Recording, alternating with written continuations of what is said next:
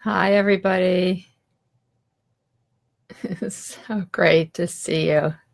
Got some nice thumbs up. I like that. Yeah.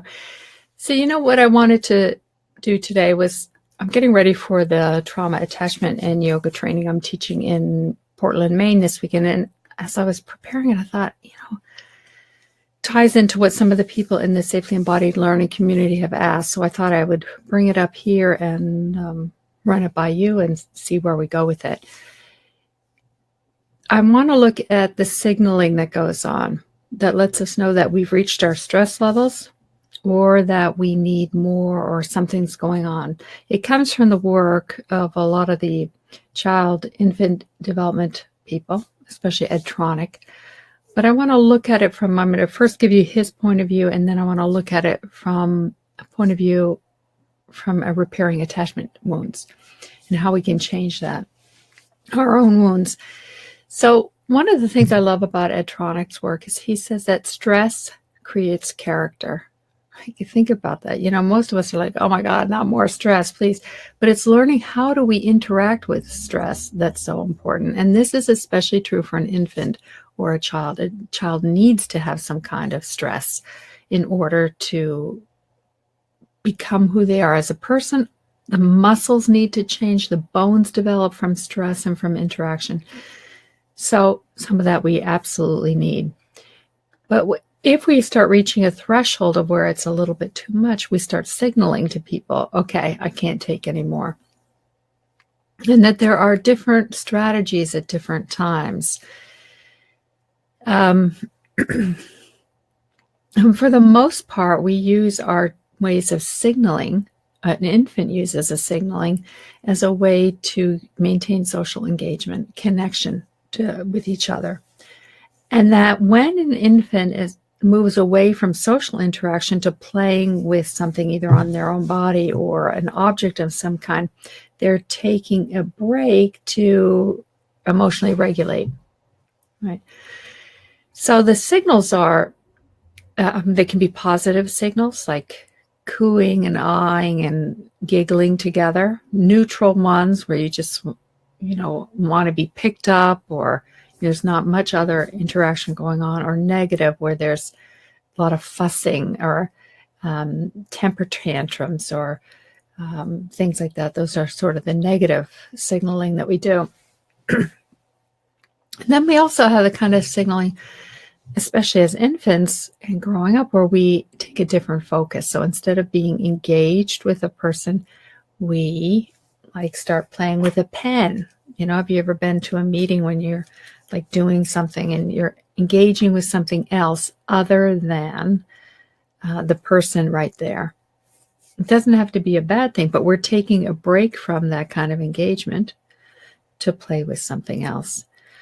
A lot of people play with their hair, or they pet themselves, or they're doing something with their body.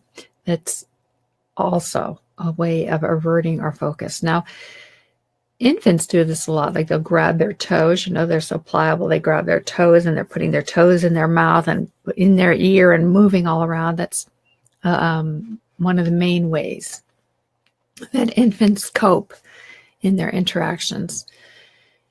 This is a way of providing comfort and soothing away from the direct interaction that might feel a little bit too much. So an infant can do that orally, putting fingers in the mouth, toes in the mouth, clasping hands, clasping the body in some way, or rocking, side to side or to and fro. Those are all different forms of self-comfort. We can also withdraw from interaction where we try to limit the kind of social engagement we have. For an infant, infants give up what we call motor control. They give up, they let go completely in their body. They can look glassy-eyed or dull. These are all forms of withdrawal that happens.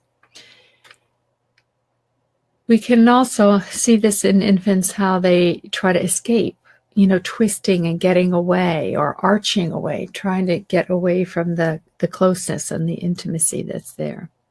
An infant can also avert or scan for something else. trying to take a break from the caregiver, but not really staying in attention with anything else that goes on. So these are all some of the kind of body coping mechanisms that an infant has. And we all do this ourselves growing up. We have our own ways of coping. And if we think about it, we have all different kinds of ways we shift our focus, we dissociate, we disconnect, right? We self-comfort. We all have our forms of self-comfort. Withdraw when it's too much. How do we take a break from something? How do we try to get away from somebody, in our body by actually moving, turning our body a certain way, trying to get out of that direct view? You've seen this, and I'm sure you've done this. We've all done it. We're interacting with somebody and we look around. We don't stay in connection, but we're shifting our gaze. So those are all ways that we do it now. But I started thinking about it, and it's in my last book, which is right here, the attachment-based yoga and meditation. I have it out to bring with for the training. So I wrote a bunch about that there, but I started thinking about, well, how do we signal to ourselves and to the world? How do we pick up our own positive signals for psychological comfort or soothing? How do we do that inside of ourselves? Emotional signaling, psychological signaling to ourselves. And how do we train ourselves to signal that something is working or that we want more of it? So there's a way in the book I wrote that signals become a call for energy and for emotional regulation. It's a call for positive action. And that feelings can be a signal to do something, to repair, to integrate, to listen, to pay attention.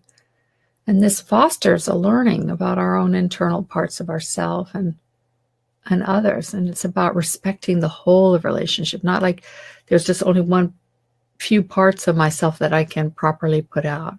That we learn that we can actually include more of us, and that's part of how we signal to ourselves and to others that we're a safe person.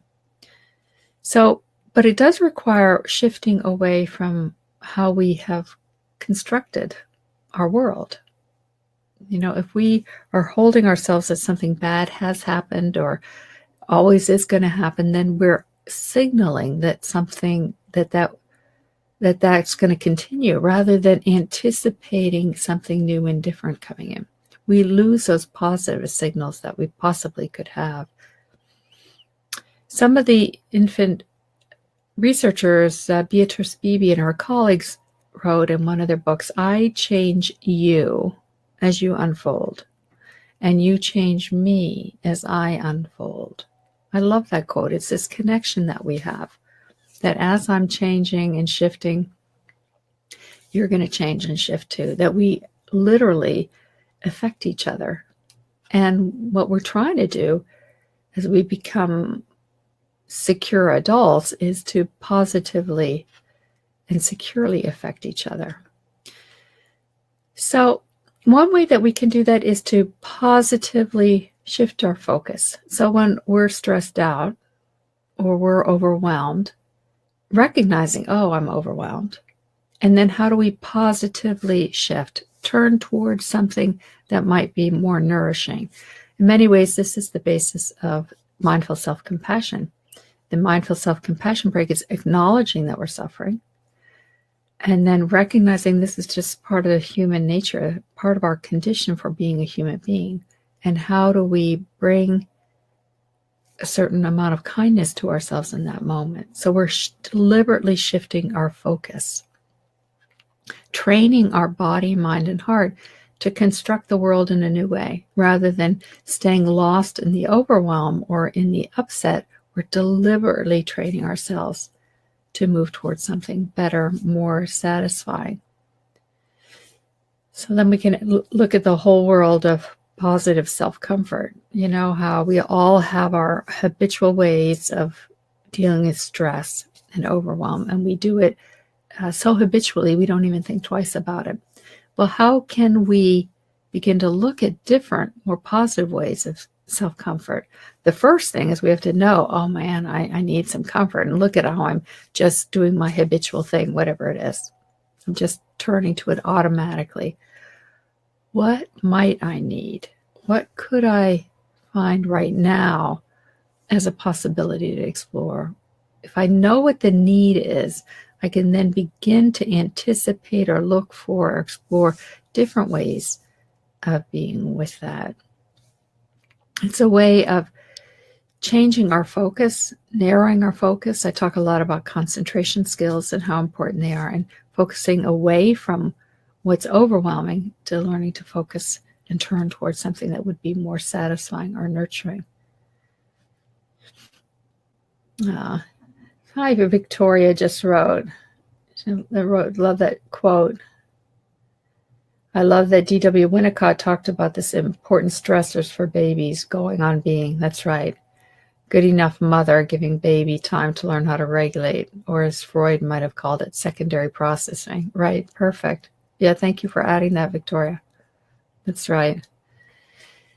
So in that, as adults, as we begin to look, how can I take a positive withdrawal? How instead of acting behaviorally, like just getting out of Dodge, how can I instead say to somebody, I need a break right now. This is a little too much for me right now. This is, if we think about it from the world of yoga, there's a yogic term called pratyahara, where we actually withdraw our senses from what's overstimulating or stimulating in any way on the outside to become more attuned to what's going on inside. So as we do that, we can begin to learn, well, what do I need? What is it that's rising up inside that is calling to my attention? And then if we do need to escape, how do we do it in a positive way? Finding ways for solitude or movies or any way that you do it that is a positive way, where you're doing it consciously and not just habitually, where you're using it as a way to give yourself a break so that your body can re-regulate itself. And that's so important to be able to do. And then to find ways we can positively avert and scan and shift our attention away from the old, like learning to really know what the old patterns are so that we can shift them and have a more nourishing, a more self-satisfying one that's really takes hold in us and helps us change, grow, and develop, which is what we ultimately want, right? So that's what I wanted to talk about with you and see if there was more.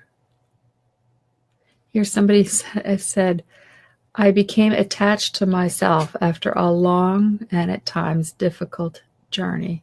And that really is part of it, isn't it? That's the process of reconnecting to ourselves.